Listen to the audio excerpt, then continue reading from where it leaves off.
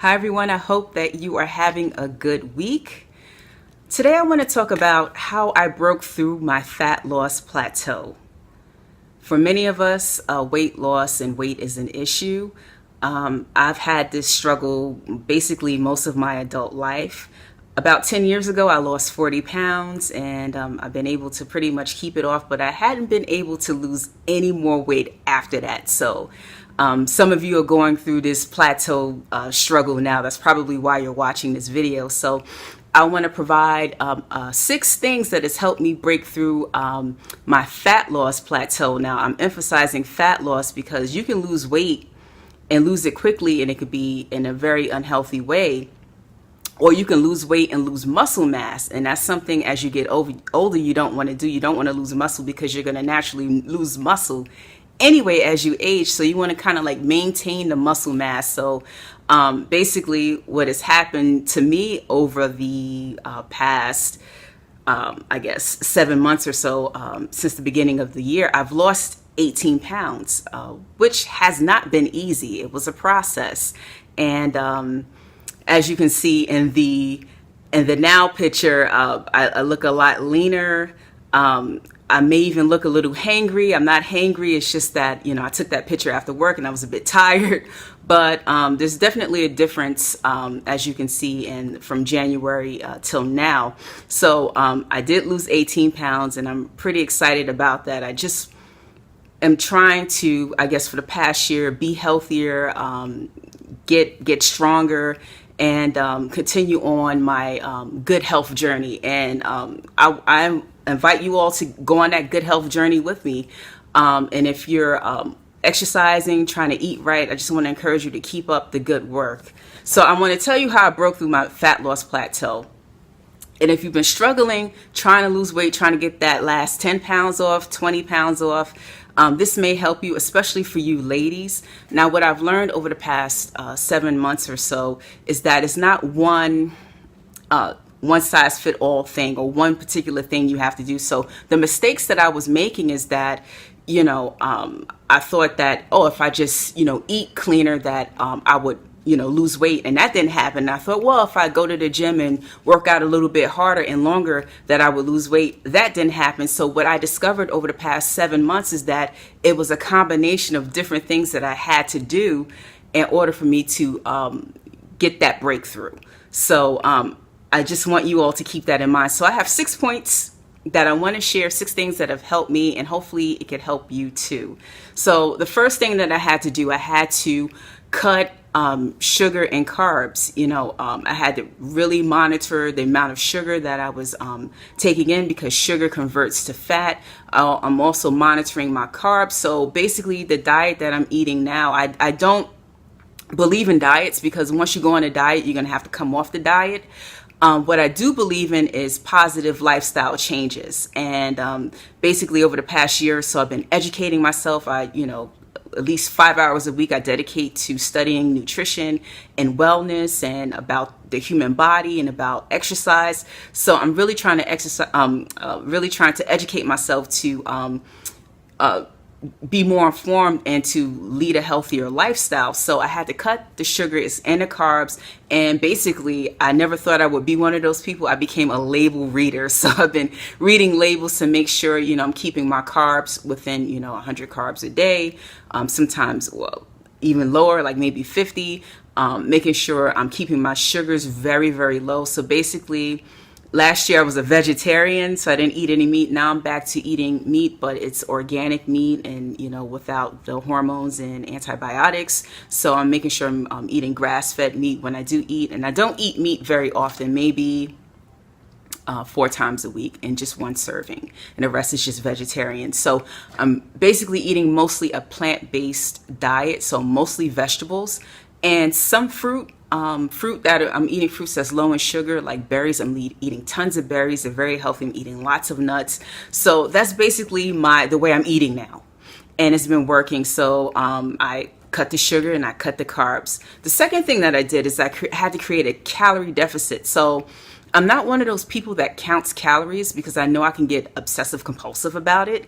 So what I did was I just went to a calorie calculator. You can Google it and find one online. And basically, you just put your weight in, and I just and your activity level, and it tells you how many calories that you should be consuming in a day. So I know for me, if I consume 2,100 calories a day, I'll maintain my current weight. But if I create a deficit, I can lose weight. So now that I know that my number is 2,100 calories, I can create the deficit. So now my deficit is about 1,900 calories. I can go even lower than that, but 1,900 is good for me. So I create a slight deficit throughout the week.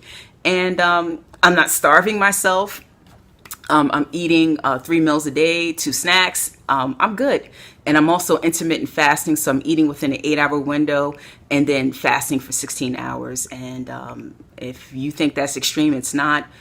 We're not supposed to be, as humans, from my studies and from what I know and what I've been practicing off and on for the past 12 years, is that you don't need to eat all day. You don't have to. So I created that calorie deficit. So if you want to lose weight, you have to create a calorie deficit. So you have to make sure, you should know how many calories you need to basically maintain your current weight and just create that deficit. So for me, what was messing me up and what I thought was healthy was that bagel in the morning. I was having a whole wheat bagel. I was like, well, it's whole wheat, I can have the bagel. So that bagel, maybe sometimes put a little butter on it, maybe a little peanut butter, a little almond butter, and it was a lot of calories, high in carbs, and it was bringing me over my limit.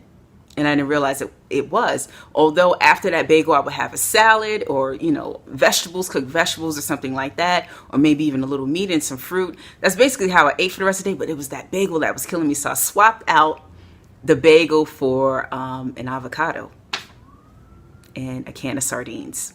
Not the most appetizing breakfast, but I've been seeing results from it. So I created a calorie deficit. The third thing that I've done is I've eliminated fake healthy foods.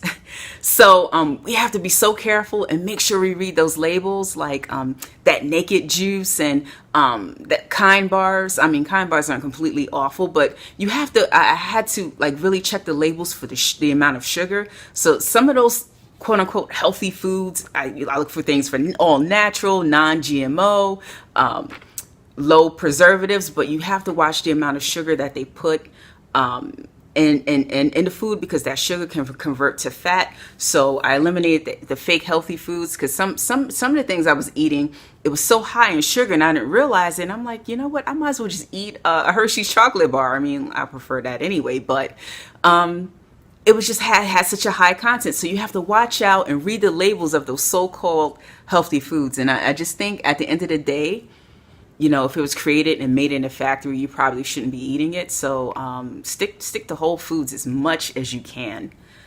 Okay, the fourth thing I've done, I had to switch up my workout routine. Now, I've worked out consistently over the past 12 years, believe it or not. But, I hadn't seen much of a change because I hadn't really, I'm pretty lazy in the gym. But over the past 10 weeks, I've really bumped up my activity level. But I basically shied away. I don't do as much cardio as I used to. It's, I'm finding that it's really not necessary. So I've been focusing more on weights.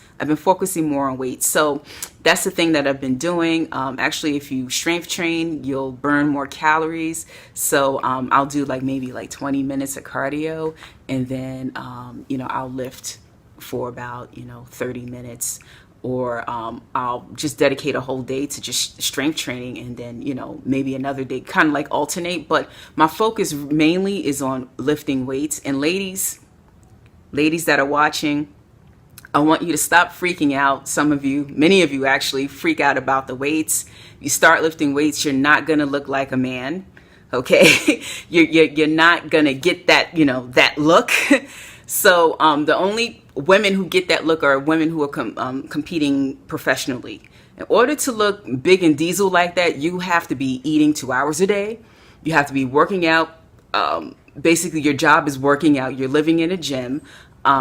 In order to get that look, some of these women, they are taking hormones, meaning testosterone. They're taking steroids. These women also, they have a very strict eating eating plan. So most women aren't living like that, and most women aren't competing on a national level to be Miss Olympia or whatever. So you're not gonna have that look.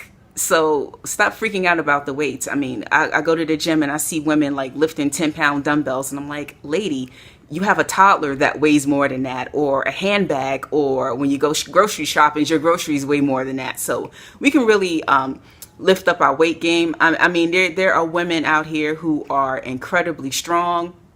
They look feminine. They are fit. These women here, they are power lifters. They could lift close to deadlift close to 400 pounds. So you can still look feminine and be incredibly strong and fit. You're not going to get that look unless you're competing on a national level, and most women are not, and we don't have time for all that. Anyway, so the fifth thing that I did that made a difference and that broke my weight loss plateau was I began to focus more on sleep, and that's really a hard thing for most of us to do.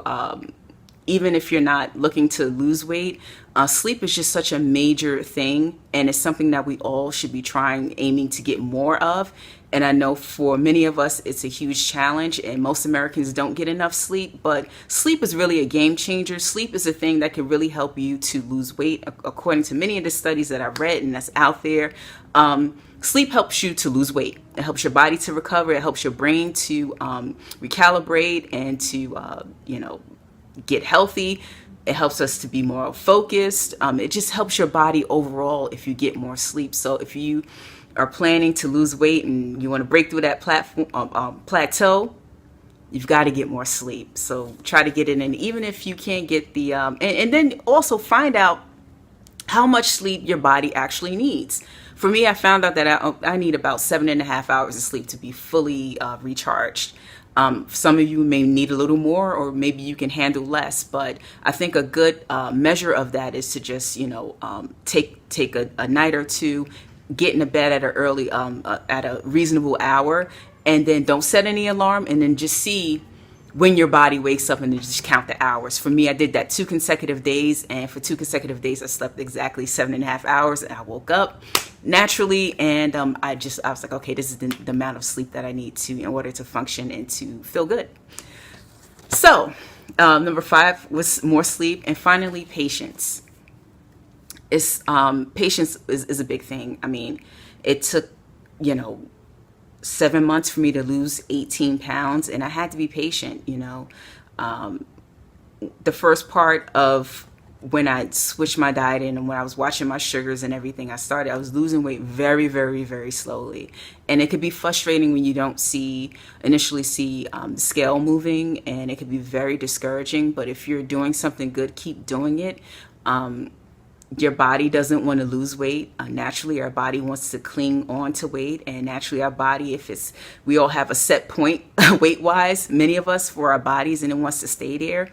And for the ladies, for us women, it's like, if we're losing weight too quickly, our bodies are going to freak out. It's going to say, hey, we need this weight to make babies if you're still in childbearing years, or it's going to think that you're starving yourself, so it's going to hold on to the fat. So definitely not a good idea to crash diet and to just lose weight real quick. Most people just gain it back. That's a proven fact. Almost 90% of the people who do that gain it back plus more. So it's better to gradually lose weight. So you have to be patient with yourself and not give up and cave in and go back to the sweets and the junk food just because you see the scale not moving. I was very patient, and I said, you know what, I'm just going to keep going with this. And I just waited. And when I finally started hitting the gym hard, I mean, I worked out every day, but I was just doing my PT exercises, physical therapy exercises, and just, a little bit of cardio. But then as my back and my knees began to feel better, I went to the weights, and I've been hitting it heavy. And week 1 went by, no results. Week 2 went by, no results. 3, 4, 5, 6, 7. And something magical happened on week 8. I woke up, had a nice rest, woke up, and I was kind of ripped. So you don't know when your body is going to just like change and adapt. So depending on, your body type, it could be a while or not a while, and it depends on where you are with your weight. For those of you who may be heavier, on a heavier side, once you switch and have a healthier regimen, you may find that you lose weight very quickly. And for those of us like myself who may just be like a little overweight and not much overweight, it's really, really hard to lose that last 10 to 15 pounds, especially if you've been working out. So your body is going to be very stubborn. But I just wanted to share that with you guys. And I wish you all the best. I want everyone to be healthy and to be well. And hopefully my 6 tips can help you out. So let me know, drop a comment if this video was helpful to you, and I'll continue to make more. Take care and be well and be blessed.